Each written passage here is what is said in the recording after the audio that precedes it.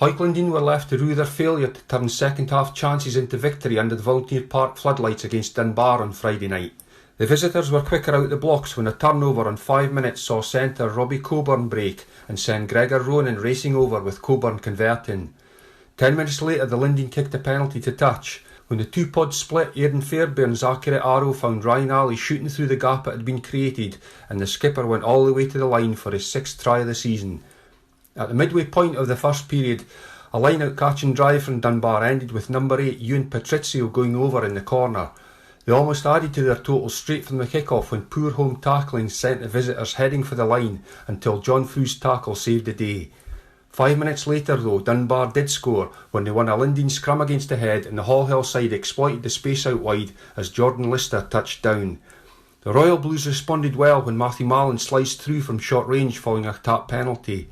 A Lewis Dominant penalty goal made it 19-13, and just before the break he tried again, but his kick hit the upright. The Linden had one last thrust when great interplay between Macaulay Parker and 18-year-old debutant Will Ryan created a chance, but a knock-on ended the threat and the Royal Blues turned around 6 points behind. The game lost some structure in the second period with too many penalties from both sides, and Dunbar scrum half Jack Martin was first to see yellow in 66 minutes. The Linden then had some great chances to score. Hard running from Ali and Dave Montgomery set Mallon heading for the line, but he was tackled into touch. Soon after they then went wide and Frew was held up over the line. The pressure continued with a great run by Frew up the standside touchline, but the winger was denied by a great tackle.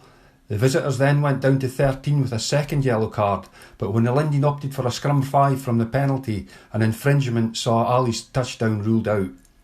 The Linden were then struck a double whammy. First, Will Ryan, who had been very impressive, seemed to speak out of turn and was shown a straight red, the referee perhaps influenced by the number of times he had already added 10 metres to penalties for backchat against both teams. Secondly, the sucker punch was a penalty in an attacking line-out that ended with Josh Graham claiming Dunbar's bonus point try and surely securing victory. However, a wonderful solo run by Mallon saw the centre go over near the posts. The relatively easy conversion was missed in the rush to get the game restarted.